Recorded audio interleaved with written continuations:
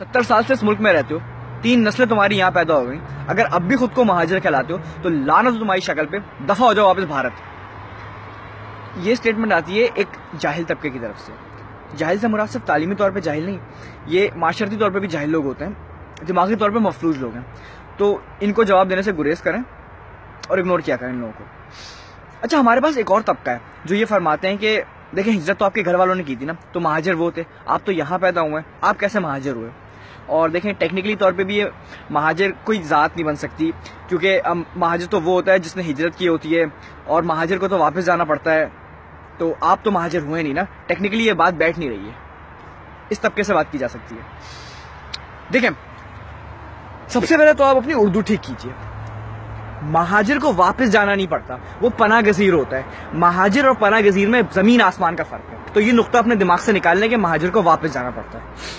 दूसरी बात ये कि आप फरमा रहे हैं कि कोई बैकग्राउंड नहीं बन रहा, टेक्निकली बात नहीं बैठ रही कि महाजिर ज़ात नहीं है, क्योंकि हिजरत तो घर वालों ने की थी, तो अब वो किस्सा ही खत्म हो गया, तो हम कैसे महाजिर हुए। ठीक है, आपको पता है अमेरिका के मकामी बाशिंदों को रेड इंडियंस या इंडियंस कहा जाता है। क्यों? इंडियंस थे वो? नहीं, कोलंबस ने अमेरिका दरियाफ्त किया था। जब कोलंबस अमेरिका पहुंचा तो उनकी रंग की वजह से उसको ऐसा लगा कि ये इंडियंस हैं, तब से उनका नाम इंडियंस या रेड इंडियंस पड़ गया। अब हम जाके उनसे सवाल करें, भाई तो कोई तुकी नहीं बन रही, तुम इतने साल से अमेरिका में रहते हो, अब भी अपने आपको इंडियंस कहते हो, दफा हो जाओ इंडिया में। नहीं ना भाई, उनकी मर्जी, वो कुछ भी कहना है अपने आप को, आप छोड़ दें ये बात। इसी तरह अगर हम आगे बढ़ते हैं तो हमारे पास एक कौम है पंजाबी। पंज आब, 5 दरिया।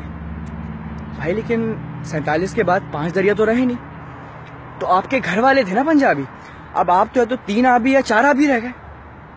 चलें अब एक और बात करते हैं जिसपे शायद आपको बहुत आग लग जाए।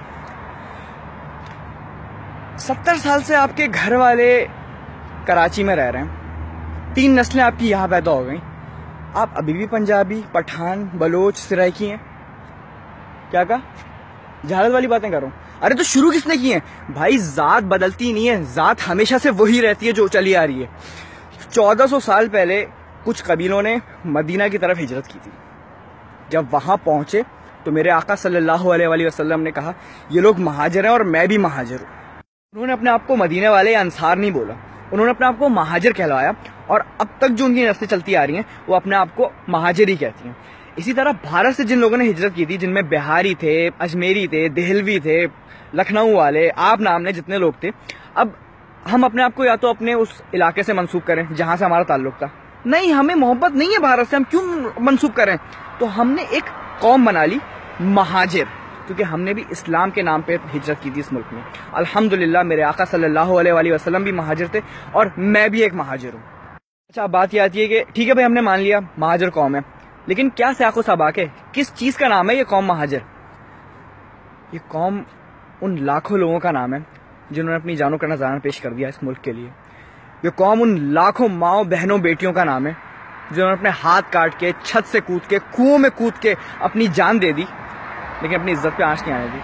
कौम उस 2 माह के बच्चे का नाम है जो उस लाशों से भरी हुई ट्रेन में अकेला पाकिस्तान पहुंचा था। ये कौम उस बेटे का नाम है जो अमृतसर से लेकर लाहौर तक अपनी बूढ़ी माँ को कंधे पे उठा के लाया। पूरे रास्ते उसकी माँ सिर्फ ये दुआ करती आई थी, ऐ अल्लाह इतनी जिंदगी दे दे कि पाकिस्तान पहुंच जाऊं। कौम उस नवाब का नाम है जिसके घर वाले उसको ये बोल रहे थे कि हमारे पास यहाँ पे हर चीज तो है, गांव के गांव, हजारों एकड़ जमीन है, कोई हमें तंग भी नहीं कर रहा, क्यों जाए हम पाकिस्तान? और वो सिर्फ ये बोल के निकल गया कि जिना ने बुलाया, जाना पड़ेगा, जमीन जायदाद हर चीज फिर आ जाएगी।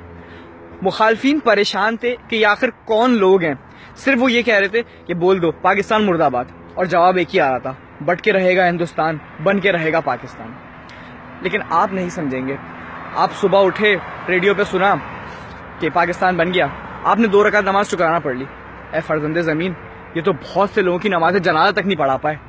लेकिन आप नहीं समझेंगे। इतनी नाइंसाफियों, कोटा सिस्टम के ड्रामों और रिजर्व सीट के तमाशों के बावजूद भी अभी भी यह पाकिस्तान की सबसे पढ़ी लिखी कौम है। इस कौम ने मुल्क की तरक्की के लिए हमेशा अहम किरदार अदा किया है। जब ये कौम खड़ी होती है तो कारगिल का हीरो, डॉलर को 60 पे रोक के रखने वाला और भारत और अमेरिका से आंख में आंख डाल के बात करने वाला परवेज मुशर्रफ बन जाता है। ये कौम खड़ी होती है तो 55 सेकंड में 5 भारतीय जहाज गिराने वाला मोहम्मद महमूद आलम बन जाता है, जिनका रिकॉर्ड आज तक कोई नहीं तोड़ सका। जब ये कौम खड़ी होती है तो पाकिस्तान को पहली इस्लामी जौहरी कुव्वत बनाने वाला अब्दुल कदीर खान बन जाता है।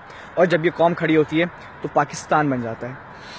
देखें, हमसे पंजाबी, सिंधी, बलोची कोई भी नफरत नहीं करता था। ये सिर्फ इंजेक्शन डाला है उन लोगों ने जो कायदे आजम को काफिर आजम बोलते हैं, उन लोगों ने जिन्होंने फातिमा जिन्ना, मादर मिल्लत फातिमा जिन्ना की तस्वीर एक जानवर के गले में डाल के पंजाब में घुमाई थी। वही लोग हैं जिन्होंने मेरे मुल्क को तोड़ा, जिनकी वजह से ढाका हमारे हाथ से गया। ये वही लोग हैं जिन्होंने बेनजीर भुट्टो को शहीद किया और अभी तक अंधी आवाम के वोटों की वजह से मुल्क को मेरे खाए जा रहे हैं। फर्का डालने के लिए बात की जाती है कि जो 1947 में लोग आए थे वो सब तो ठीक थे, सब सही चल रहा था, लेकिन जो 71 में बांग्लादेश से बिहारी आए ना, इन्होंने बड़ी लिसानियत फैलाई है यार। सर एक मिनट, क्या कहा आपने? बांग्लादेश से बिहारी? बांग्लादेश से बिहारी नहीं आए थे, मशरिकी पाकिस्तान से आए थे। उस मशरिकी पाकिस्तान से जिसको आपने अपनी हर धर्मी की वजह से तोड़ा था। मैं बंगालियों की कोई साइड नहीं ले रहा, मेरा तो आधा खानदान काट दिया था बंगालियों ने, लेकिन सिर्फ इस वजह से हमें मार पड़ी थी वहां पे कि मुक्ति बाहिनी का साथ नहीं रहते। हम उस वक्त भी कह रहे थे बांग्लादेश नहीं बनेगा, पाकिस्तान ही चाहिए। तुम लोगों की वजह से मार पड़ी थी उस वक्त भी, और तुम कह रहे हो कि बिहारियों ने लिसानियत फैलाई है यहाँ पे आके। तो खुदा का वास्ता है, ये लिसानियत फैलाना, ये सर्टिफिकेट बांटना गद्दारी के, मुहिब्बे वतन के, ये खत्म कीजिए। रॉ के एजेंट, ईरान के एजेंट, बिद्दत करने वाले काफिर, ये चीजें खत्म कीजिए। इस मुल्क को चलने खुदा का वास्ता। इतनी दलाइल और मगजमारी के बावजूद भी अगर अब भी कोई ये कहना कि भाई ये महाजिर वाजिर कुछ नहीं होता यार, पाकिस्तानी बनो, तो उनकी ज़ात पे, उनके वजूद पे मैं सिर्फ मातम ही कर सकता हूँ। और एक दरख्वास्त है कि वक्त निकाल के चुल्लू भर पानी में ज़रूर डूब जाइएगा एक बार। पाकिस्तान जिंदाबाद, ये महाजिर। अस्सलाम वालेकुम।